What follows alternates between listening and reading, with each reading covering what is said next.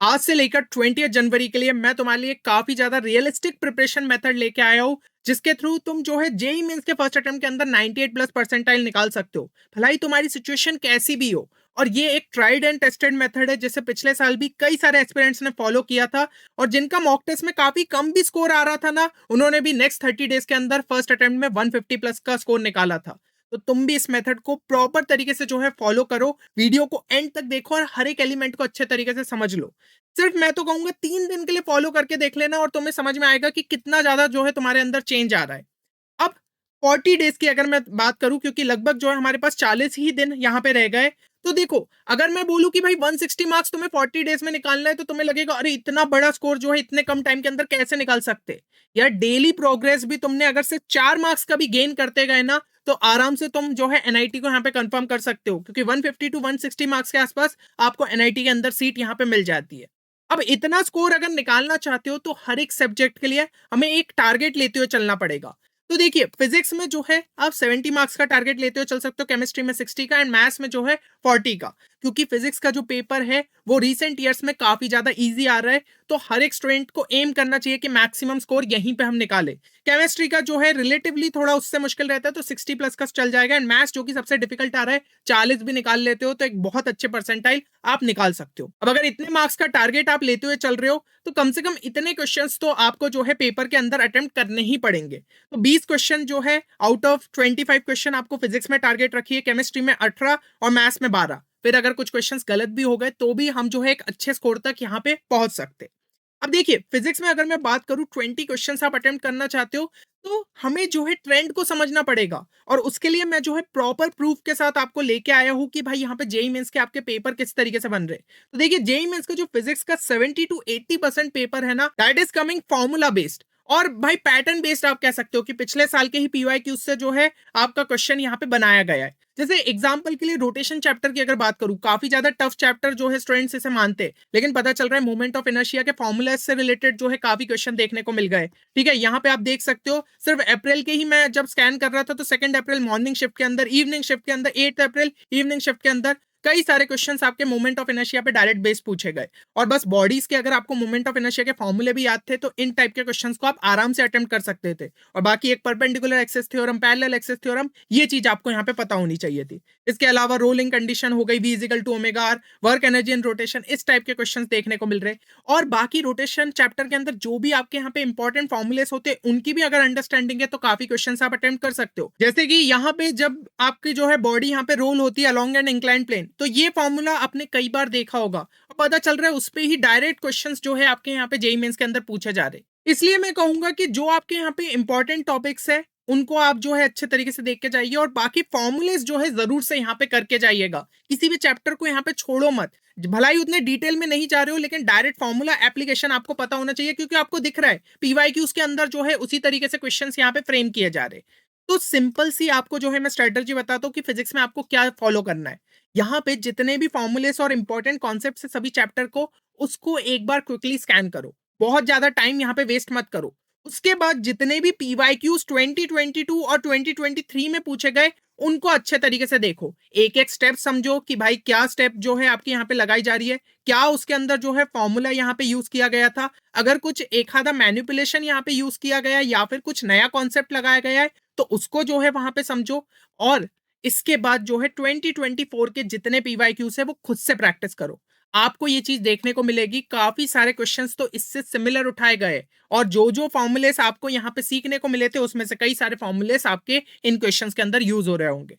तो यही होता है कि पैटर्न बेस्ड क्वेश्चंस पूछे जा रहे, तभी ज्यादातर स्टूडेंट्स फिजिक्स के अंदर 70 to 80 मार्क्स का स्कोर निकाल पा रहे। लेकिन कई स्टूडेंट्स सोचते हैं कि भाई पीवाईक्यूज को सॉल्व करना है, या फिर वो सोचते हैं पहले सिलेबस कंप्लीट कर ले फिर पीवाईक्यूज करे। लेकिन जब हमारे पास टाइम कम रह गया है, तो अब पीवाईक्यू ही हमारे लिए एक बेस्ट वेपन यहाँ पे रहेगा।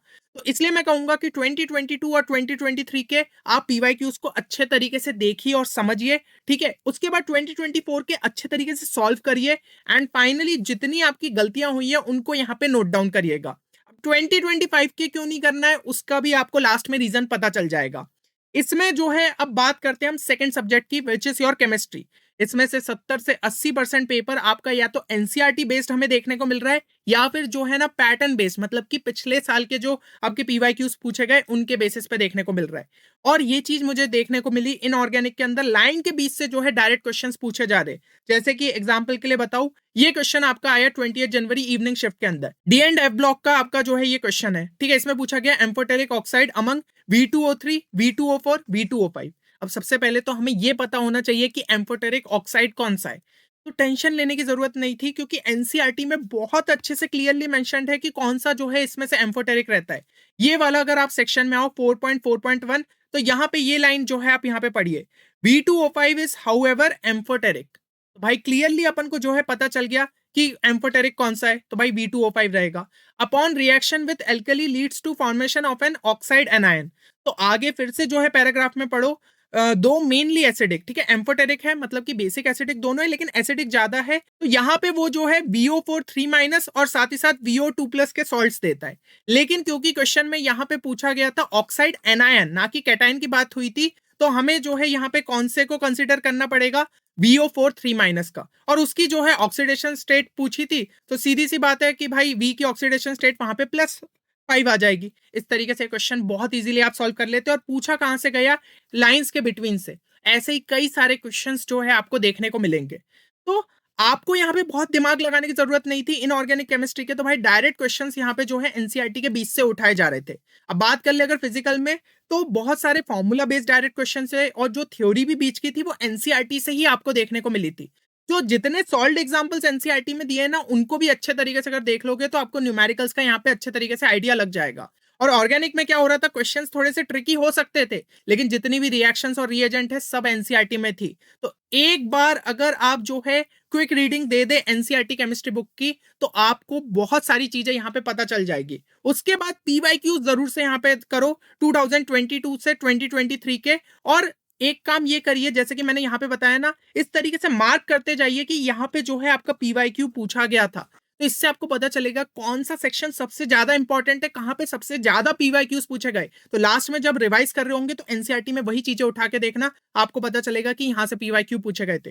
और जब भी पढ़ रहे हो तो कोशिश करना पूरा पैराग्राफ ही पढ़ लो, आपको और भी कुछ चीजें यहाँ पे अच्छे तरीके से पता चल जाएगी। जैसे कि यहाँ पे बोला गया CrO3 और V2O5 का लो मेल्टिंग पॉइंट होता है, ठीक है। हायर जो ऑक्साइड्स होते हैं उसमें एसिडिक कैरेक्टर प्रीडोमिनेंट रहता है। तो ये चीजों पे भी जो है अभी फ्यूचर में और क्वेश्चंस यहाँ पे पूछे जा सकते हैं।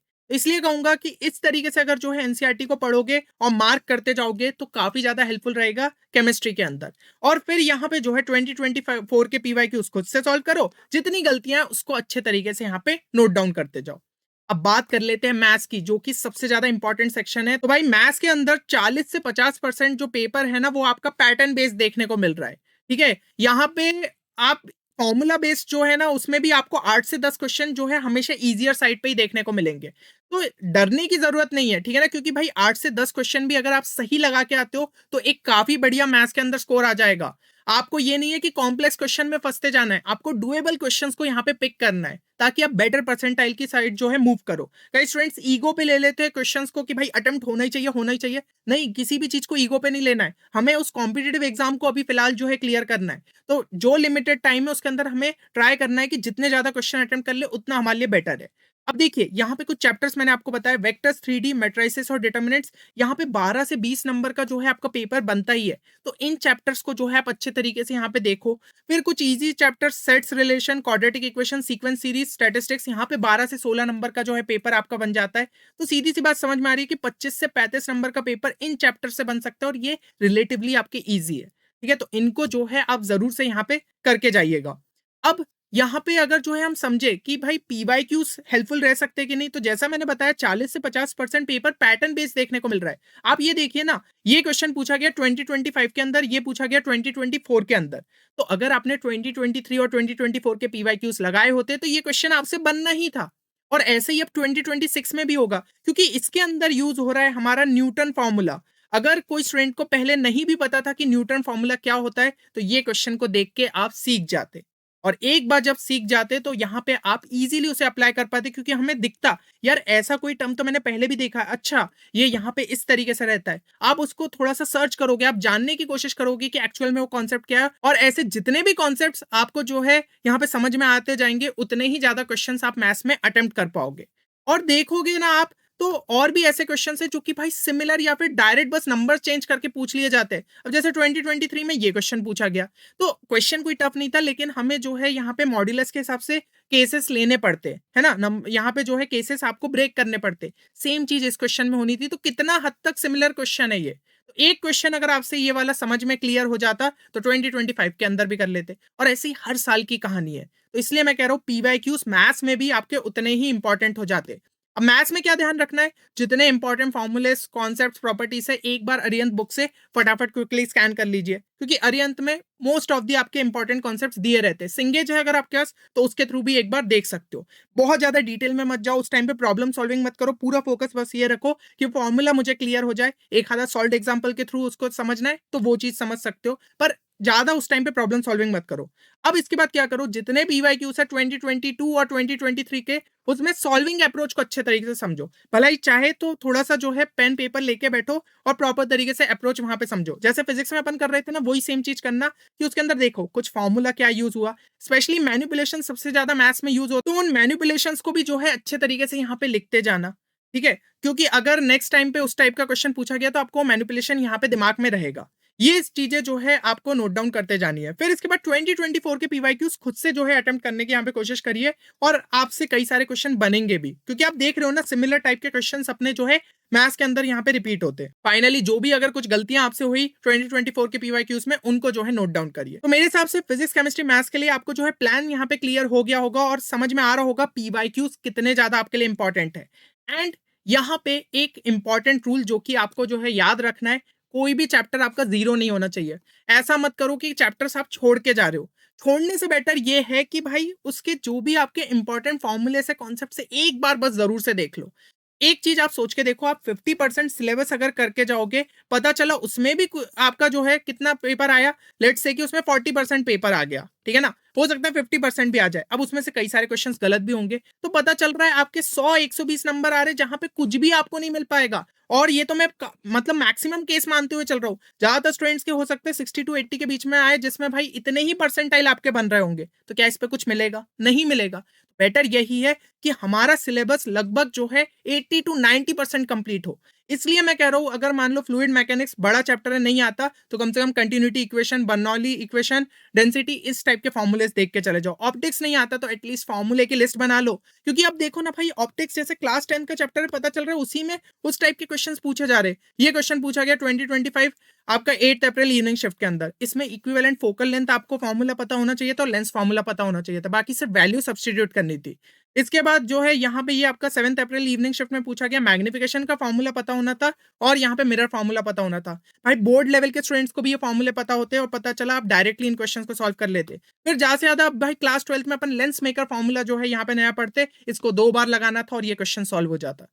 मैं बार बार रिपीट कर रहा हूँ कि भाई चैप्टर को छोड़ के मत जाओ, जितने इंपॉर्टेंट फॉर्मुलेस कॉन्सेप्ट्स है उनको देख लो, पीवाईक्यूज देखोगे, अपने आप उनकी अंडरस्टैंडिंग और ज्यादा अच्छे से क्लियर हो जाएगी।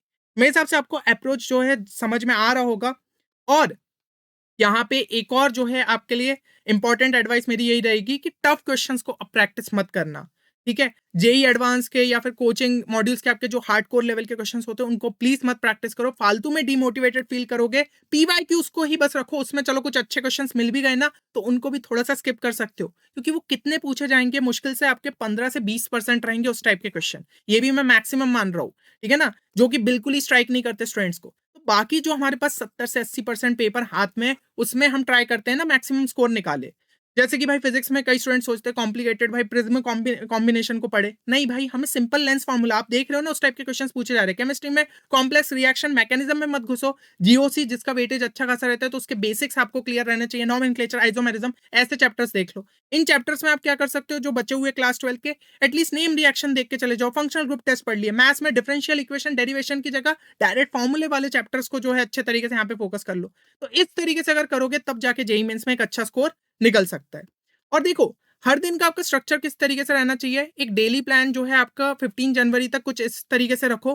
3 घंटे में जो है आपको कम से कम 2 चैप्टर्स को रिवाइज करना है। मैं बोल रहा हूँ ना, देखो यहाँ पे अगर केमिस्ट्री का आप चैप्टर उठा रहे हो तो आपको स्पीड रीडिंग देनी है चैप्टर की, बहुत ज्यादा टाइम नहीं लगना चाहिए। उसके बाद तो क्योंकि आपको पीवाईक्यूज प्रैक्टिस करने हैं ना, और फिर एक आधा कोई चैप्टर मैथ्स में फॉर्मूलेस पढ़ने हैं तो उसमें मेरे हिसाब से बहुत ज्यादा टाइम नहीं जाएगा। फिर हमें जो है पीवाईक्यूज प्रैक्टिस में ज्यादा टाइम देना है, तो 6 घंटे जो है पीवाईक्यूज, इसमें सब्जेक्ट डिस्ट्रीब्यूशन के हिसाब से आधा आधा टाइम जो है आप दे सकते हो। 1 घंटे की जो है टेस्टिंग रखो। 2025 के जो जनवरी के पीवाईक्यूज है उनमें जो है कॉन्सेप्ट्स लगाने की कोशिश करो। और 30 मिनट में जो है एक मिस्टेक्स की नोटबुक अपने साथ रखो, जैसे कि मैंने बताया जो भी गलतियां हुई इसके अंदर उसको जो है नोट डाउन करते जाओ।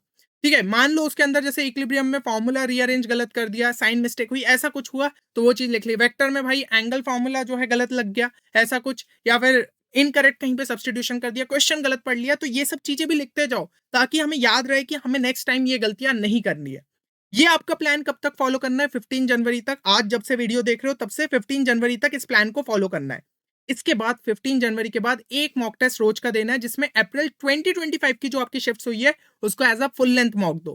फिर उसके बाद जो है मिस्टेक बुक आपकी एक बना के जो रखी थी ना, उससे रिवाइज कर लो क्या क्या गलतियां हुई थी, ताकि उनको जो है आप फर्दर अवॉइड कर पाओ। इसके अलावा फॉर्मूलेस का रिवीजन रोज करो ताकि आपको ज्यादातर फॉर्मूले क्लियर रहे और एग्जाम में आप फॉर्मूले नहीं भूलो। अगर आप इन सब चीजों को अच्छे तरीके से फॉलो कर लेते, 150, 160, इवन 180 तक का स्कोर आप जो है पेपर के अंदर निकाल सकते हो।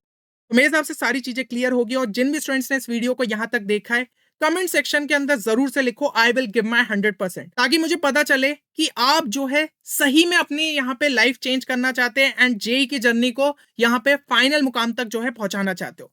चलिए, उम्मीद करता हूं कि ये वीडियो आप सभी के लिए बेनिफिशियल रहेगा। मिलते हैं नेक्स्ट वीडियो में, तब तक के लिए take care and good bye.